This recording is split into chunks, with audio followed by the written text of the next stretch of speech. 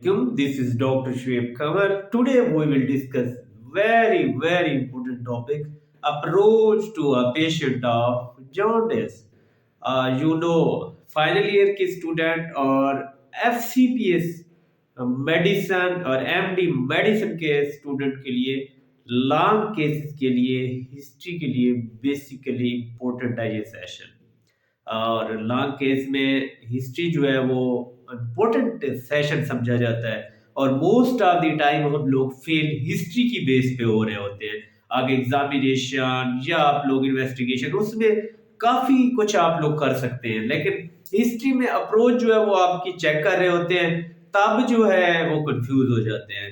तो जॉन्डिस के patient specially acute hepatitis के पेशेंट, क्योंकि जॉन्डिस अगर डिस्कस करें उसको 2-3 सेशन में डिस्कस करना होगा, तो आज हम relevant to acute hepatitis discuss करेंगे। और सबसे पहले तो एक जॉन्डिस का पेशेंट आता है तो उसको आपने कैसे एवेल्युएट करना है, जैसे प्री हेपेटिक, हेपेटिक और ऑब्स्ट्रक्टिव जॉन्डिस। तो उसके लिए आपने 5 क्वेश्चन पूछने होते हैं, उस पे ही रूल आउट हो जाता है। तो ये जॉन्डिस का कोई भी आप पेशेंट देखते हैं, सबसे पहले पेशेंट को आपने पहला कंपोनेंट जो होता है आप लोगों को पता है बायोडाटा है, और बायोडाटा में नेम, एज, सेक्स और मैरिटल स्टेटस और ऑक्यूपेशन, फिर हीलिंग फ्रॉम और एरिया का वो लिख के और प्रेजेंटेशन उस पे जो है, फिर उसके बाद प्रेजेंटिंग कंप्लेंट होती है। प्रेजेंटिंग कंप्लेंट उसकी क्या होती है, हमेशा जॉन्डिस के पेशेंट में यू नो दिस क्लेरा या आई येलोनिश येलोश आई स्क्लेरा, या इसको ये भी वो कहते हैं कि स्किन या कभी येलोइश यूरिन, ये प्रेजेंटिंग कंप्लेंट होती है। 5 थिंग जो मैंने आप लोगों को बतानी है अभी, वो उसमें सबसे पहले तो आपने यूरिन के बारे में पूछना है। हीमोलिटिक एनीमिया में यूरिन बिल्कुल नॉर्मल होगा, लेकिन हेपेटिक जॉन्डिस में यूरिन जो है वो येलो हो जाएगा, हाई कलर उसको बोलते हैं, ये वेरिएबल होता है। उसके बाद ऑब्स्ट्रक्टिव में यूरिन डार्क कलर होगा, तो ये आपको हिस्ट्री में वो बता देगा। फिर आपको यहाँ से भी आइडिया हो जाएगा this is acute hepatitis or hepatic jaundice। फिर दूसरे नंबर पे stool variant full, normal and prehepatic, normal and hepatic, but it will be clay colour and obstructive jaundice. तो ये भी दूसरा क्लू है। तीसरा इचिंग, इचिंग उसमें प्री हेपेटिक में नहीं होती, हेपेटिक में माइल्ड इचिंग हो सकती है बेसिकली कोलिस्टेटिक फेज में, और जो ऑब्स्ट्रक्टिव जॉन्डिस है उसमें itching is the most common feature. तो यहाँ से आप पिक कर लेंगे कि ऑब्स्ट्रक्टिव जॉन्डिस तो नहीं है। फिर चौथा, ये मैं आप लोग को बता रहा हूँ, यहाँ से क्लू मिलता है कि आपके पेशेंट को ऑब्स्ट्रक्टिव है या हेपेटिक है। तो prodromal symptom of viral hepatitis, viral hepatitis के, एक्यूट हेपेटाइटिस के कुछ प्रोड्रोमल सिम्टम्स होते हैं, वहां से भी आप पिक कर लेंगे कि ये हेपेटिक है, जैसे कि एनोरेक्सिया है, नाजिया है, वोमिटिंग है, डिस्टेस्ट टू द फूड है, और फीवर है बेसिकली यहाँ से। लेकिन याद रखिएगा प्रोड्रोमल सिम्टम्स जो है वो एक्यूट हेपेटाइटिस के 1 वीक बिफोर होते हैं। ये नहीं है कि ड्यूरिंग द जॉन्डिस जो है वो उसको उससे हिस्ट्री पीछे की पूछनी पड़ती है प्रोड्रोमल सिम्टम में। तो फीवर जो है उसको 1 हफ्ता पहले हुआ होगा।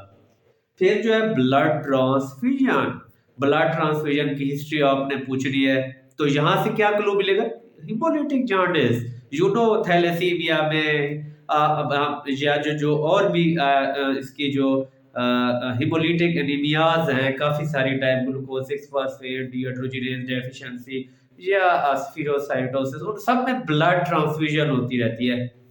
तो ये आप 5 चीजें यहाँ से क्लू मिल गया। It is not haemolytic, it is not obstructive, then it is hepatic jaundice. अब हेपेटिक में जो है वो सबसे ज्यादा जो acutely प्रेजेंट होती है, दिस इज acute hepatitis और हेपेटिक जॉन्डिस, क्योंकि ये प्रेजेंटिंग कंप्लेंट्स आपको वो वीक्स और डेज में हिस्ट्री होगी जो एक्यूट हेपेटाइटिस की होगी। बाकी जो अगर सीएलडी है या क्रोनिक कंडीशन एचसीसी है, जो भी other causes of jaundice BC, ये क्रॉनिक होगी, तो ये क्रॉनिक की जो हिस्ट्री वो मंथ में होगी, ईयर्स में होगी। तो आपने वहां से ऊपर प्रेजेंटिंग कंप्लेंट से ही आइडिया लगा लेना है दिस इज एक्यूट। बाकी presenting history of presenting illness पे ऑपरेशन करना है। उसमें मेन आप कंफ्यूज आप हमेशा प्रेजेंटिंग इलनेस पे होते हैं। तीन चीजें 3C जो है वो इम्पोर्टेंट है। Number one is the case, what is the case, उस पे फोकस करना है कि केस एक्चुअल है क्या। उसके बाद दूसरे नंबर पे सी कॉज एंड थर्ड नंबर पे कॉम्प्लिकेशन। उसमें हम सिस्टेमिक रिव्यू भी देख लेते हैं। तो इम्पोर्टेंट अब टॉपिक जो है वो हम जैसे कि मैं आपको कह रहा था कि वो 4-5 फीचर वो भी आप HOPI में भी आप एसोसिएशन में उसको पूछ सकते हैं, वहां से आपको आइडिया हो जाएगा। तो HOPI में ऑनसेट जो है वो क्या होगा, सडन होगा, क्योंकि एक्यूट हेपेटाइटिस का है जो ग्रेजुअल होता है उसमें क्रॉनिक डिजीजेस का होता है। फिर ड्यूरेशन जो है वो भी कुछ डेज का होगा या वीक्स का होगा। उसके बाद इंटरमिटेंसी जो जो कुछ आपको पता है कि कुछ जॉन्डिस जैसे स्ट्रिक्चर हो तो उसमें इंटरमिटेंसी होती है, कुछ दिन होता है कुछ दिन नहीं होता। इसमें लेकिन ये प्रोग्रेस से वो हो सकता है या कांस्टेंट हो सकता है, इस तरह के फीचर होंगे प्रोग्रेशन में। फिर है एसोसिएशन, ये अक्यूट हेपेटाइटिस में आर्थ्रैल्जिया हो सकता है और पेशेंट को इसके अलावा जो है वो रैश हो सकते हैं पेशेंट को। फीवर तो उसकी पहले की हिस्ट्री होगी। प्रोड्रोमल फीचर सारे पूछने आपने यहाँ इसी इसमें ही। फिर आपने इसमें काज को रूल आउट करने के लिए कुछ भी क्वेश्चन पूछ रहे हैं। काज देखें, अगर आप एक्यूट हेपेटाइटिस सोच रहे हैं तो एक्यूट हेपेटाइटिस की काजेस क्या हो सकती है, वायरल हेपेटाइटिस हो सकता है, अल्कोहलिक हेपेटाइटिस हो सकता है, ऑटोइम्यून हेपेटाइटिस हो सकता है, ड्रग इंड्यूस हो सकता है, विल्सन हो सकता है, या कंजेस्टिव हो सकता है, या अल्फा एंटीट्रिप्सिन डेफिशिएंसी हो सकता है। तो इन सबको आपने रूल आउट करना है। तो वायरल हेपेटाइटिस को सबसे पहले हम अगर काज को रूल आउट करें तो क्या पूछते हैं हम, इसका जो है कंटेक्ट के बारे में पूछना होता है। तो उसमें सबसे इम्पोर्टेंट जो चीज होती है वो ब्लड ट्रांसफ्यूजन होता है। उसके बाद उसके ड्रग आईवी ड्रग अब्यूजर तो नहीं है पेशेंट, ट्रीटमेंट तो नहीं बनाता, सेक्सुअल कांटेक्ट तो नहीं है, या कोई सर्जरी तो नहीं की हुई उसने, डेंटल सर्जरी या कोई और प्रोसीजर कराया हुआ हो, उससे जो है वो उसको हो सकता है। इसी तरह पेशेंट के ट्रैवलिंग हिस्ट्री, हेपेटाइटिस ए ई के लिए स्पेशली जो है वो ट्रैवलिंग हिस्ट्री या फूड इनटेक हिस्ट्री, सी फिश हिस्ट्री, सारी चीजें ये पूछ रही है तो आपको वहां से काज का आइडिया हो जाएगा। फिर आते हैं अल्कोहल की हिस्ट्री है, ये भी काज में आएगा, अल्कोहल हेपेटाइटिस। फिर इसी तरह जब आप इसकी सिस्टेमिक इंक्वायरी में जाते हैं या पास्ट मेडिकल हिस्ट्री में, जैसे कंजेस्टिव है और उसका कंजेस्टिव लीवर जो है उसके लिए आपने रेस्पिरेटरी हिस्ट्री और कार्डियक हिस्ट्री लेनी होती है, वो सिस्टेमिक रिव्यू में हम पूछेंगे। इसी तरह ऑटोइम्यून के लिए स्पेशली जो है ये फीमेल में होता है और इसमें पेशेंट को जॉइंट्स पेन और या दूसरी ऑटोइम्यून डिजीज के बारे में जैसे पास्ट मेडिकल हिस्ट्री में वो पूछेंगे हम इसके बारे में। तो ये ड्रग इंड्यूस हिस्ट्री के भी मेडिकल हिस्ट्री, जो पास्ट मेडिकल हिस्ट्री या ट्रीटमेंट जो हिस्ट्री है वो ड्रग इंड्यूस्ड हेपेटाइटिस के बारे में वहां पूछेंगे। तो बेसिकली आपने जितनी भी आपकी डीडी होती है वो आपने माइंड में बना लेनी है। फिर डीडी की काज को आपने रूल आउट करना है, डीडी को रूल आउट करना है, यहां से आपको आइडिया हो जाएगा। फिर आपने जब सिस्टेमिक इंक्वायरी पूछनी है वहां से आपको कॉम्प्लिकेशन का भी पता चलेगा, डिजीज का और एसोसिएशन का भी कुछ ना कुछ पता चल जाना है यहाँ से कि ये जो ट्रिपल सी जो तीसरा सी है इसमें कॉम्प्लिकेशन के बारे में पूछना है और सिस्टेमिक रिव्यू। और जैसे CNS अगर पूछे ऊपर से नीचे शुरू करें तो कंफ्यूजन एंड ओरिएंटेशन ये जरूरी होती है, क्योंकि हेपेटिक कैफ हो सकता है, फुलमिनेंट हेपेटाइटिस हो सकता है, ये कॉम्प्लिकेशन होती है एक्यूट हेपेटाइटिस की, तो ये आपने पूछनी है उससे। फिर रेस्पिरेटरी में SOB और काफ दो ही क्वेश्चन पूछे। मसला ये होता है हिस्ट्री में हम अननेसेसरी हिस्ट्री बहुत ज्यादा लेते हैं तो एग्जामिनर भी माइंड करता है, ये 5-7 मिनट की गेम है और इसमें ही आपका जो है सारा कुछ हो जाना है। फिर कार्डियक हिस्ट्री जो है वो इम्पोर्टेंट, पल्पिटेशन है, चेस्ट पेन है या SOB है, वहां से पता चल जाता है। और GIT हिस्ट्री में इम्पोर्टेंट हेमेटोमेसिस है या मलीना है, क्योंकि आप लोगों को पता है कोआगुलोपैथी होगी तो इवन के परपरा भी हो सकता है स्किन पे।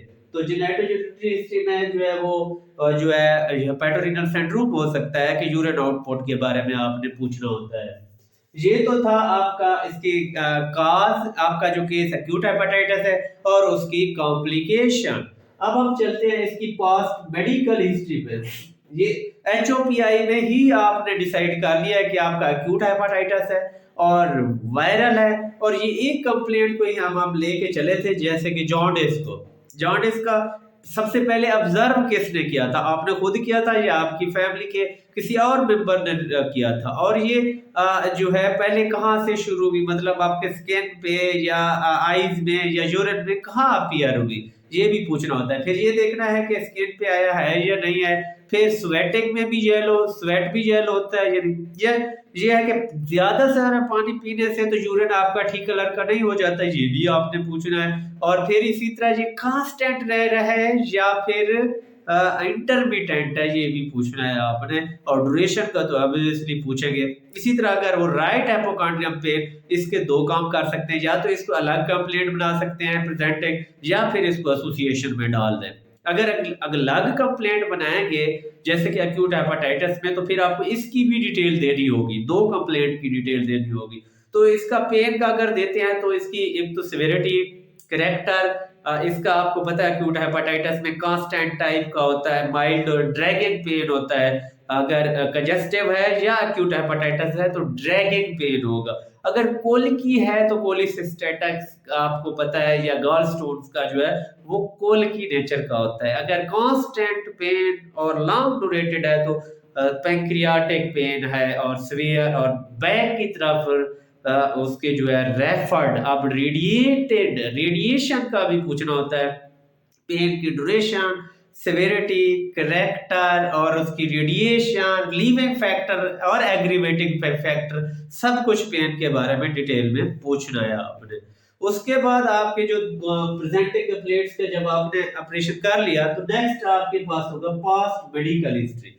पास्ट मेडिकल सेम इलनेस, कभी पहले जॉन्डिस तो नहीं हुई, आपको पता है कुछ डिजीजेस जैसे विल्सन में कभी हुई कभी ना हुई। इसी तरह अल्फा एंटीट्रिप्सिन है और ग्लूकोज 6 फास्फेट डिहाइड्रोजिनेज डेफिशिएंसी या स्ट्रक्चर है, या फिर कोई कोलिडोकोलिथियासिस है, इसमें जो है कांस्टेंट नहीं होता, कभी ठीक हो जाता है पेशेंट, कभी दोबारा हो जाती है। तो ये आपने उससे सेम इलनेस का पूछना है। फिर ऑटोइम्यून इलनेस अदर का भी पूछना है, डायबिटीज तो पहले से नहीं चल रही। इसी तरह हाइपोथायराइडिज्म, हाइपरथायराइडिज्म, या फिर ऐसे लिखे ऑटोइम्यून के और के भी फीचर आपने पूछ लेने हैं ऑटोइम्यून हेपेटाइटिस को माइंड में रखते हुए। फिर आपने जो है वो रेस्पिरेटरी और कार्डियक डिजीज कोई ओल्ड जैसे सीओपीडी चल रही है तो उसके साथ कोर पल्मोनल हो जाता है, या सीसीएफ कंजेस्टिव फेलियर, पहले से तो कोई इस्कीमिक हार्ट डिजीज नहीं है, ये भी पूछ लेना है। फिर history of tooth extraction, blood transfusion या सर्जरी, ये पहले भी आप पूछ गए हैं, तो आप पास मेडिकल हिस्ट्री में भी पूछ सकते हैं। फिर आता है पास्ट ट्रीटमेंट हिस्ट्री, सॉरी, एक तो करंट ट्रीटमेंट जो ले रहा है और पास्ट ट्रीटमेंट, दोनों का ही पूछना होता है। मोस्ट ऑफ द टाइम हम जो है वो ट्रीटमेंट की हिस्ट्री के ऊपर फोकस ही नहीं करते, ज्यादा या पहुंच नहीं पाते। आपको पास से क्लू मिलेगा ड्रग। अब ड्रग इंपॉर्टेंट कौन सी है, पैरासिटामोल है, इसी तरह एटीडी ड्रग्स है, ये जो आपको पता है रिफाम्पिसिन और पैरासिनामाइड, एटीडी ड्रग जितने भी ये ट्यूबरकुलर ड्रग्स है, ये सारी एक्यूट हेपेटाइटिस करती है। ओसीपी है, इसी तरह फिनोथायाजीन है, और आपको पता है एंटीरोमैटिक ड्रग्स जैसे मिथोट्रिक्सेट है वो करती है। और सबसे जो इम्पोर्टेंट चीज अगर नहीं पूछते एक्यूट हेपेटाइटिस में तो एग्जामिनर माइंड करता है वो है हर्बल मेडिसिन। तो ये लाजमी पूछना है कि हकीम मेडिसिन तो नहीं ले रहा, तो उससे भी जो एक्यूट हेपेटाइटिस होता है। और करंट के बारे में पूछ लेंगे तो उसको पता चल जाएगा कि आप कौन सा मतलब स्टूल सॉफ्टनर ले रहे हैं या आप डेक्सट्रोज ले रहे हैं, जो भी चीज है। उसके बाद आपके इम्यूनाइजेशन हिस्ट्री वो इम्पोर्टेंट होती है। इम्यूनाइजेशन हिस्ट्री के हेपेटाइटिस ए और बी के लिए इम्यूनाइजेशन हुई भी है पेशेंट की या नहीं। इस पेशेंट में एक्यूट हेपेटाइटिस में इम्यूनाइजेशन नहीं हुई होगी, या हुई भी होगी तो बी की हुई होगी, ए की नहीं हुई होगी। इस तरह ये स्टेटस वो भी आपने पूछना होता है। फिर आपने family history, same illness in family, ये बहुत इंपॉर्टेंट होता है। कुछ आपको पता है कंजेनिटल डिजीजेस होती हैं, जैसे उसमें चल रही होती हैं, और विल्सन डिजीज है कि उसके भाई को भी हुई थी, अब इसको भी हुई है। अल्फा एंटीट्रिप्सिन डेफिशिएंसी है, हिपोक्रोमैटोसिस है, और इसी तरह जो है कंजेनिटल है पर बिलिरुबिनुमिया है, जैसे हिमोलिटिक एनीमियाज हैं, ये सारे कंजेनिटली चल रहे होते हैं। तो ये भी आपने फैमिली मेंबर के भी बारे में पूछना है, और किसी को कोई डिजीज तो नहीं है। फिर आपने पर्सनल हिस्ट्री, उसमें इंपॉर्टेंट चीजें जो हैं पर्सनल अल्कोहल अल्कोहल का ब्रांड पूछना है, कितने यूनिट लेना है, ले रहा है, क्यों ले रहा है, सोशो इकोनॉमिक्स उसके क्या सोशो मतलब साइकोलॉजिकल इफेक्ट है, और उससे जो है क्योंकि आपको पता है अल्कोहलिक हेपेटाइटिस भी हो सकता है या सिरोसिस भी हो सकता है। तो जो बाहर के कंट्री में तो ये बहुत ज्यादा होता है, इसलिए आपको अल्कोहल की पूरी डिटेल पूछनी होगी। हमारे पेशेंट में मोस्ट ऑफ द टाइम वो नेगेट ही करता है, बताता नहीं है, तो आपको इसके लिए परेशान होने की जरूरत नहीं है। बाद का ले भी रहा होता है, अगर वो ले रहा है अल्कोहल, आपने पूछना है ड्यूरेशन कितने के लिए लिया, कौन सा ब्रांड लिया, कितने यूनिट लेता था, और उसकी वजह से क्या क्या उसको इश्यू है, सारा पूछना है। फिर स्मोकिंग की हिस्ट्री है, सेक्सुअल कंटेक्ट की हिस्ट्री है, बी एंड सी, तो इससे हो सकता है, तो इससे भी जॉन्डिस होगी, तो ये भी आपने लाजमी पूछना है। फिर सोशियो इकोनॉमिक हिस्ट्री जो है वो इम्पोर्टेंट इसलिए से है क्योंकि पेशेंट का जो ऑक्यूपेशन है, स्पेशली सीवरेज में जो वर्क करता है, लेप्टोस्पोरा का आप लोगों को पता है, लेप्टोस्पायरा जो है वो इम्पोर्टेंट है, उसमें जो है पेशेंट को जॉन्डिस होती है। और इसी तरह हेल्थ वर्कर जो है इनमें बीसी के चांसेस ज्यादा होते हैं नीडल प्रिक से। और इसके अलावा जो है पेशेंट अगर फार्मर है, उसमें आप लोगों को पता है कुछ केमिकल्स होते हैं, उससे जो है एक्यूट हेपेटाइटिस हो सकता है। तो ये ऑक्यूपेशनल हिस्ट्री और ट्रैवलिंग हिस्ट्री, ये मैं आप लोगों को इम्पोर्टेंट हिस्ट्री इसलिए है क्योंकि ड्यूरिंग द ट्रैवल किस एरिया में ट्रैवल किया, कहीं कहीं येलो फीवर इस तरह के यहाँ ए बी या कहीं की एपिडेमिक होते हैं, एंडेमिक होते हैं, तो वहां पेशेंट जाता है तो वहां भी हमें आइडिया हो जाता है। या फिर ड्यूरिंग द ट्रैवल उसने फूड और ड्रिंकिंग कौन सी चीज की, और उसके साथ जो भी बंदे थे उनको भी हुआ या नहीं हुआ, ये भी पूछना है, ट्रैवलिंग हिस्ट्री। फिर लिविंग कंडीशन इम्पोर्टेंट है कि कच्चा घर है, पक्का घर है, कितने लोग रहते हैं, पानी साफ है या नहीं है, सैनिटरी कंडीशन, ये भी सारा पूछना है। फिर आपने पूछना है कि आप इन्वेस्टिगेशन कौन सी होगी है पेशेंट के हॉस्पिटल में, वो टोटली इन्वेस्टिगेशन से भी आपको क्लू मिल जाता है कि आपने एई भेजा हुआ है या वो करा ली है या आपने स्कैन कराया उस पर क्या है, सारी चीजें इन्वेस्टिगेशन के बारे में हम मोस्ट ऑफ द टाइम नहीं पूछते कि पेशेंट जो है उसको किस कौन कौन सी उसकी इन्वेस्टिगेशन अब हुई है या पहले पीसीआर कराया था या नहीं, वो भी डिटेल पूछनी होती है। फिर आपने हेल्थ स्टेटस का